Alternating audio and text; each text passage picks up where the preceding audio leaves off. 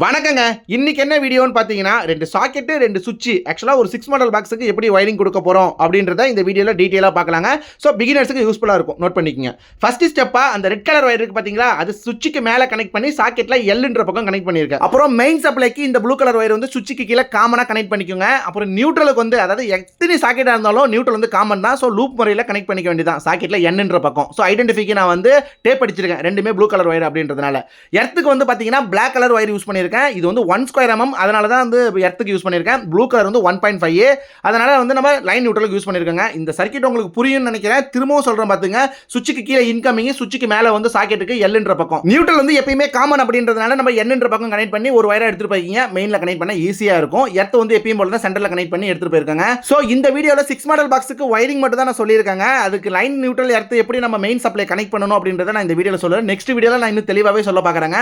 பார்க்கலாங்க நெக்ஸ்ட் வீடியோல. இந்த வீடியோ புரிஞ்சிருக்கும் தான் நினைக்கிறேன். புரியலனா கமெண்ட்ல கேளுங்க.